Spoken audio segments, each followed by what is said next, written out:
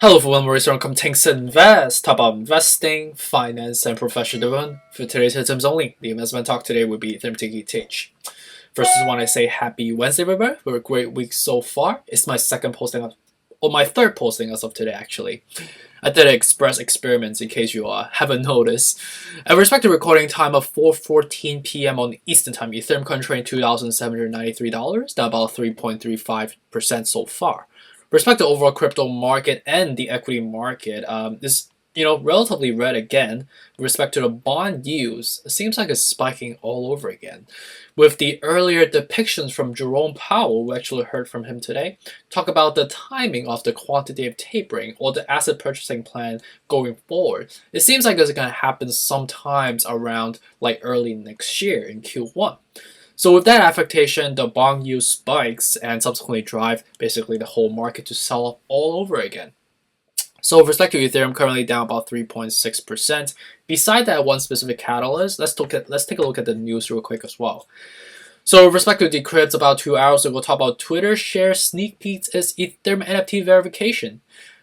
Seems like this is some of our regurgitation news that we've heard about, I would say, a week ago, if I'm not mistaken, with respect to Twitter allowing its users to tip people with Bitcoin, but also with respect to the implementations of the NFT verifications on the Ethereum base value proposition, obviously, right? And then the next one on Cointelegraph talk about Ethereum will replace Bitcoin as the leading crypto network, claims Polygon founder. So, this is something that is, I guess, is a good news for us, but I think it's still premature for us to say. Obviously, I think just because someone that's reputable, Polygon founder, he's someone that is respected in the industry.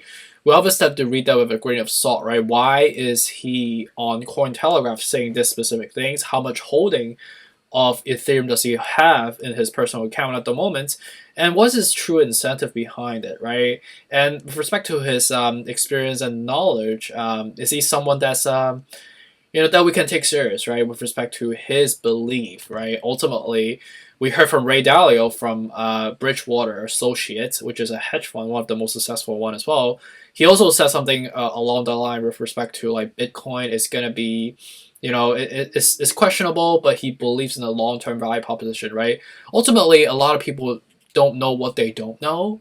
And when they're put on the spot, they have to come up with something that's substantive or at least sound substantive, right?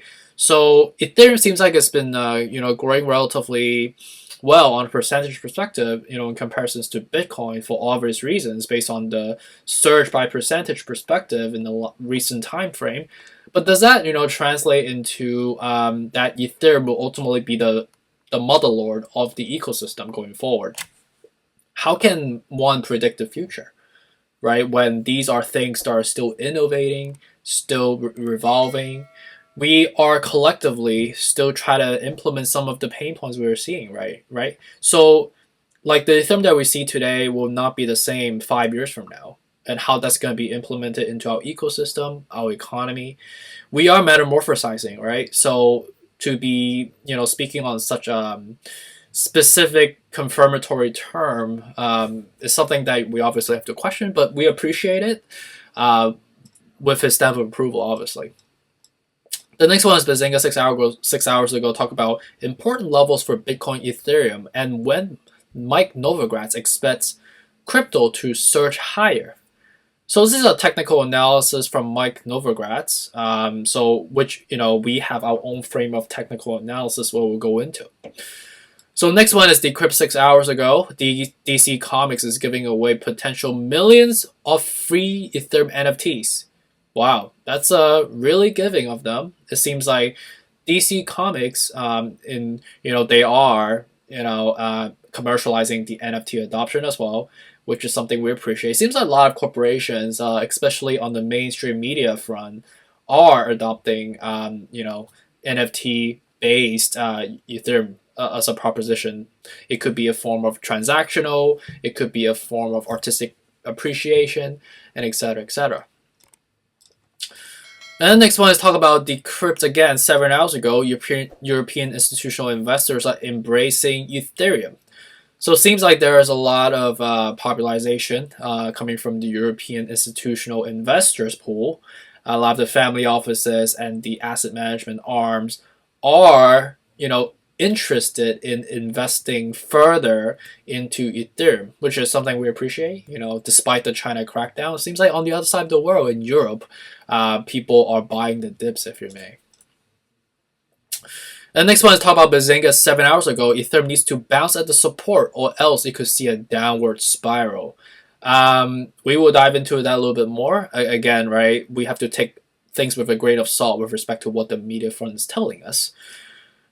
And then that's pretty much it overall on the latest news for the last 6 hours so far. So with respect to technical analysis right now, we are still in the bearish pressure. Obviously, we've been talking about this for a while. We still have that head and shoulder pattern. One bigger deltoid than the other one. Again, this guy needs to work out, his left side of his deltoid as well. So with respect to the frame of reference right now, I think the right technical level to dollar cost average at is coming. And I think it's coming now as we speak at $2,750. So I think if we get there, I'll probably buy another one Ethereum. So I will have 57 Ethereum in total. And if the duration is gonna further sustain, I think 2,450 will be imminent. Or anything within the reference, right? I think anything below 2,750 towards 2,450 is always a good level to buy at based on the current setup right now. And it confirms with the RSI because we're at the 38.3 out of 70. 35 is the good rule of thumb, right? So by the time we get to the 2,750 or like anywhere like below around that hovering level, it's a great level dollar cost average at. So Bitcoin, just to go through it quickly, 40,000, 37, 34. I think the dip in the near term will be 40. Dogecoin would be, I think the dip is right now, all right? We are very depleted with 31 out of 70. So despite the selling pressure, which is mainly dragged by Bitcoin and Ethereum, obviously coming from these bond yield spikes, that's basically affecting the whole market. So I think the dip for Dogecoin is a relatively good risk versus reward ratio.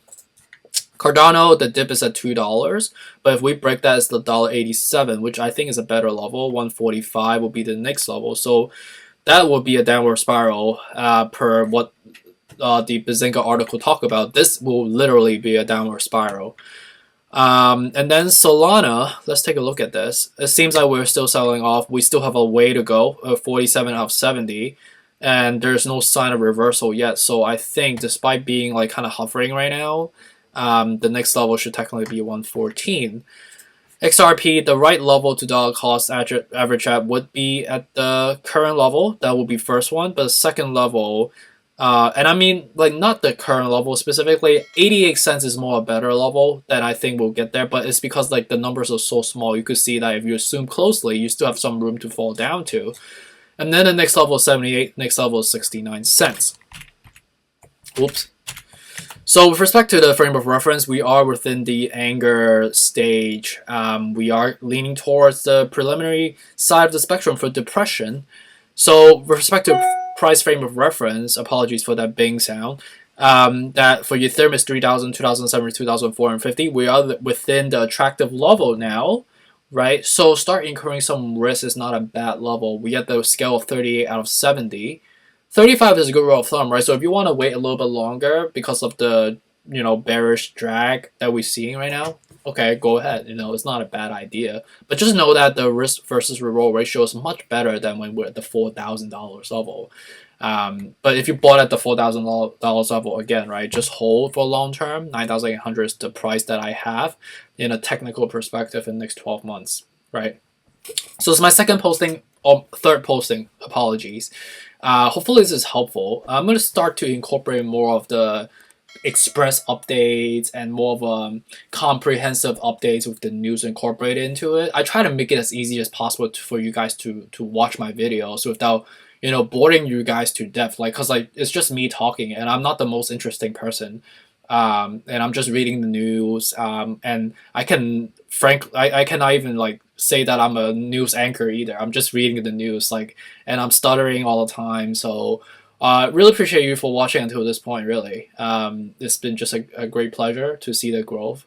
that we're collectively building together. But really appreciate it. Feel free to drop me any questions again, and stay tuned for us to come up. Take care. Bye.